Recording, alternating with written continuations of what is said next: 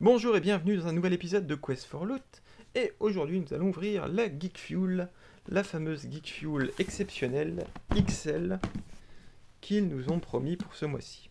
Un peu souffert du voyage, mais globalement ça va.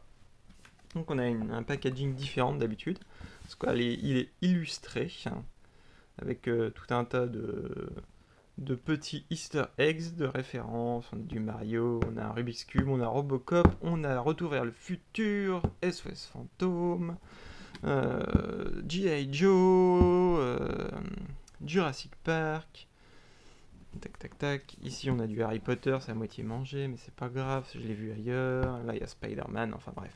Donc il y a tout un tas de petites choses à découvrir sur cette boîte. Oh, j'aime bien aussi la petite référence avec la police de caractère de Kenner.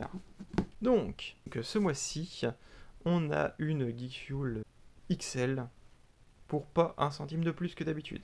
Que demande le peuple? On va voir si le contenu vaut le coup. Dans tous les cas, voici une vieille Geek Fuel que j'ai gardée pour ranger un peu mon bazar. Et vous voyez, en effet, elle était beaucoup plus petite. Allez, ouvrons ça tout de suite pour voir quelle est la surprise et quelle sera l'étendue de la déception, si déception il y a. Oula. Toc. Hashtag GeekFuel. Donc, on a le GeekFuel Magazine qui va parler de Game of Thrones. Hop. Et qu'est-ce que c'est que ça? Oh mon dieu. C'est une sorte de gigantesque Funko Pop. Un Dorbs. Quelle horreur. C'était donc pour ça qu'on a une Geek Fuel XL. C'est pour cet épouvantable Groot hideux est absolument gigantesque. Merci les gars. Faut lui tourner la tête. Est-ce que je peux la casser? Non, tant pis. Donc voilà. Quelle horreur. Merci. Voilà. Ensuite, qu'avons-nous après? On a un pins, encore une fois, avec l'emballage qui chie la classe, si vous me pardonnez l'expression. Et on a Flash. Et on avait la possibilité d'avoir Wonder Woman, Aquaman, Cyborg, Batman ou Superman. Et franchement, les deux que j'aurais préférés, c'est Flash et Superman. Donc j'ai encore une fois eu beaucoup de chance.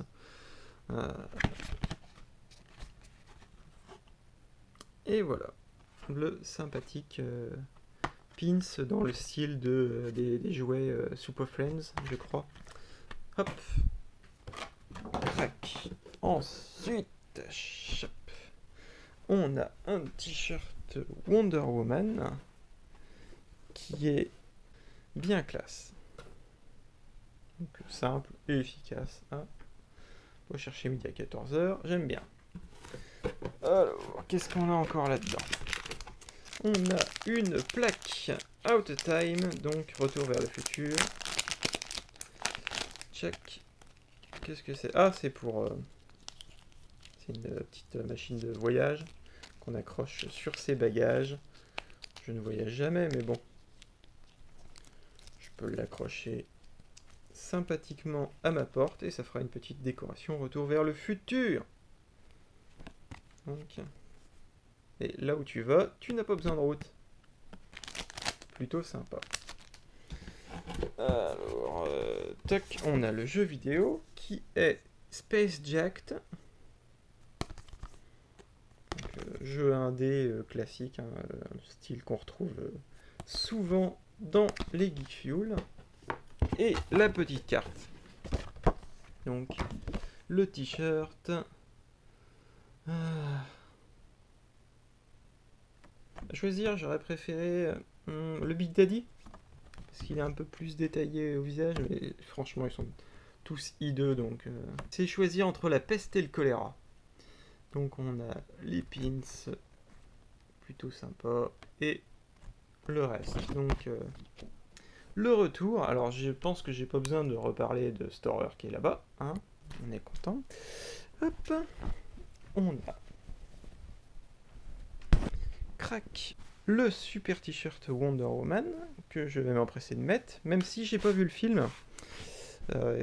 J'espère qu'il sort bientôt en DVD. Ce type de film, j'ai remarqué que ça sortait assez rapidement, parce que j'ai hâte de le voir, et puis il est plus au cinéma dans le coin. On a la petite plaque Retour vers le futur qui me plaît.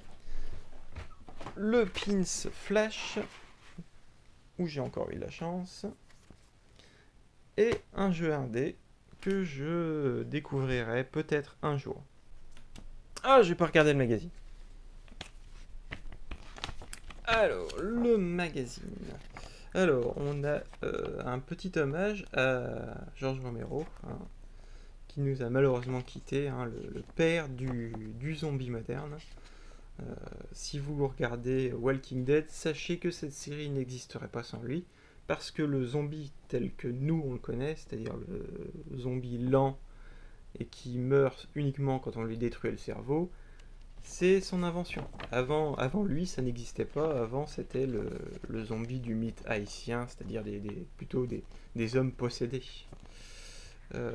Donc ça, c'est un article sur la SNES Mini qui, à ce qui paraît, est complètement impossible à précommander. Franchement, les gars, prenez un Raspberry Pi et chargez le jeu, quoi. Qu'est-ce qu'on en a à foutre, quoi, d'avoir ces merdes qui coûtent cher, et 30 jeux, quoi, 30 jeux. Tu pourrais télécharger la librairie entière de tous les jeux NES et SNES sur un petit Raspberry Pi. Tu demandes à un pote de t'imprimer une petite boîte en forme de SNES ou de NES si ça te plaît vraiment. Et voilà, quoi, c'est génial. Et pourquoi s'encombrer avec des merdes pareilles? Ça me dépasse.